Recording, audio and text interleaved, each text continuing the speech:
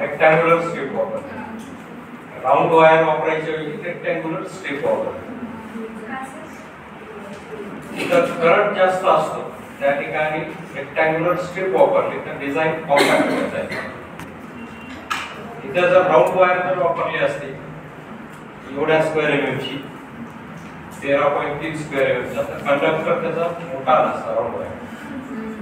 आणि वाइंडिंग करत असताना आपण लेअर वाईज वाइंडिंग करतो. दुसऱ्या लेअरवर राऊंड वायर प्रॉपरली बसत नाही, ते खाली पडायचं त्या ठिकाणी. तेच रेक्टँग्युलर स्ट्रिप काय होते, फिक्स बसते, टाईट मध्ये वाइंडिंग होते. त्याच्यामुळे करंट जास्त असेल त्या ठिकाणी आपण स्ट्रिप रेक्टँग्युलर स्ट्रिप कंडक्टर म्हणून प्रिफर करतो. आता 13.3 स्क्वेअर एमएम आपल्याला कंडक्टर टाकायचं आहे. रेक्टँग्युलर स्ट्रिप वापरलेली आहे. रेक्टँगलचा आपण एरिया कसा कॅल्क्युलेट करतो,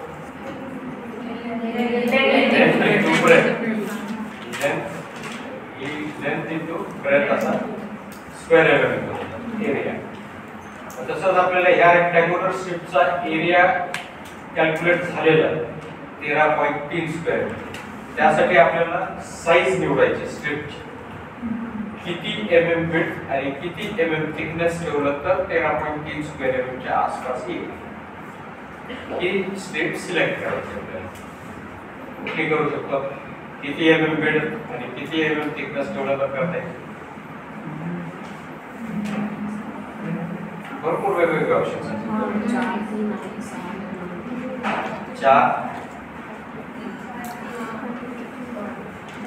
4 गुणिले 3 म्हणजे 12 होतं.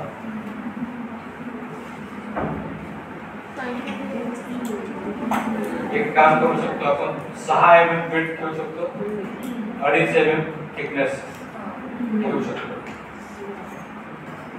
किती होतं कॅल्क्युलेट करून बघा. 6 एमएम विड्थ, 2.5 एमएम थिकनेस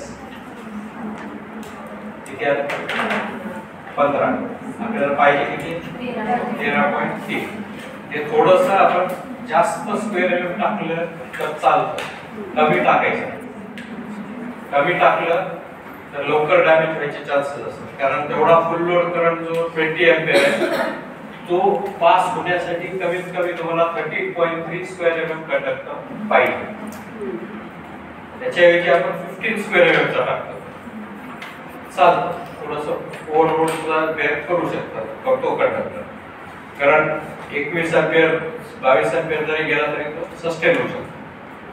पण कमी कधी टाकायचं, तेवढा स्क्वेअर एमएम जेवढा कॅल्क्युलेट झाला त्याच्यापेक्षा कमी स्क्वेअर एमएम घ्यायचा नाही, तो चालतो. आपण फायनल करू तो आपण 6 एमएम विड्थ, 2.5 एमएम थिकनेस हा कंडक्टर साइज होईल.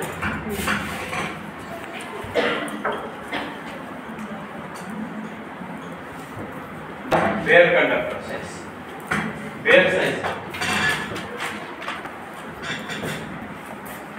साइज म्हणजे व्हाईट कलरचा दिसतात तुम्हाला ॲल्युमिनियम कंडक्टर, तो असतो बेअर कंडक्टर. त्याच्यावर तुम्हाला काहीतरी इन्सुलेशन द्यावं लागतं. कुठला दिसतोय तुम्हाला इन्सुलेशन, पेपर. त्याच्यावर तुम्ही बेअर कंडक्टरवर पेपर इन्सुलेशन कव्हर केलं. कुठल्याही मशीन मध्ये बेअर कंडक्टरची वाइंडिंग कधीच करत नाही. मोटर असो, अल्टरनेटर असो, डीसी मोटर असो, कुठलीही मशीन, ट्रान्सफॉर्मर असो, बेअर कंडक्टरची वाइंडिंग कुठल्याही मशीन मध्ये करत नाही. त्या मशीन मध्ये वापरल्या जाणाऱ्या वाइंडिंगच्या कंडक्टरवर काही ना काही इन्सुलेशन प्रोव्हाइड करून मग वाइंडिंग केली. ट्रान्सफॉर्मर मध्ये 2 इन्सुलेशनचा वापर केला जातो. दोन्हीपैकी कुठलाही, एक पेपर इन्सुलेशन, दुसरं इनॅमल इन्सुलेशन. इनॅमल इन्सुलेशन मला इथं बघायला मिळेल. ही वाइंडिंग इनॅमल इन्सुलेशनची आहे, वर कव्हर केलेलं आहे. थोडंसं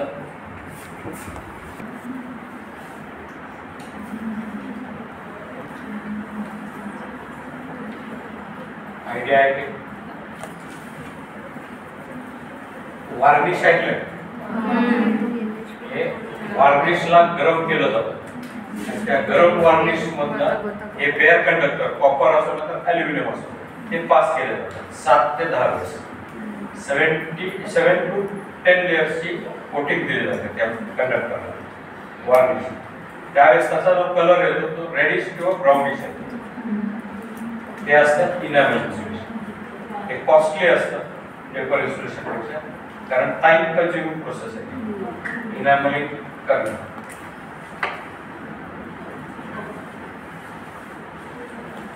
कंपॅरिझन मध्ये इनॅमल इन्सुलेशन बेस्ट आहे as compared to paper insulation. Costly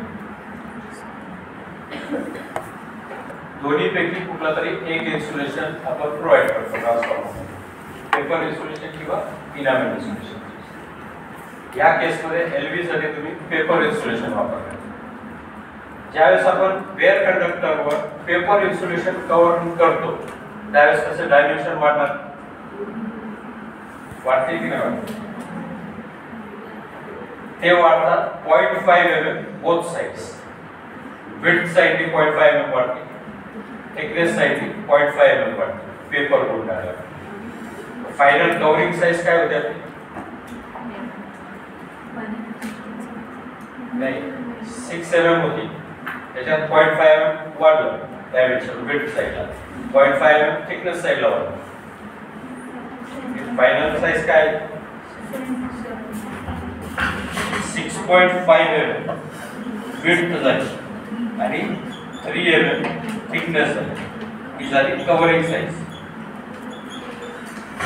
final size with covering.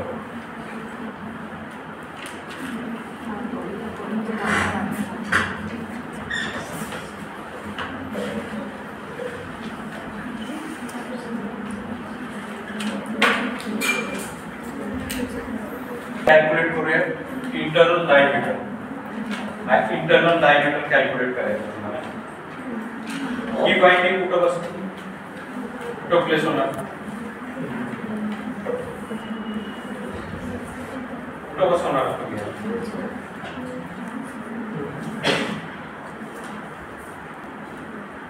काल बघितलं ना आपण कुठं प्लेस करतो आपण लिम्सवर कोरच्या वर.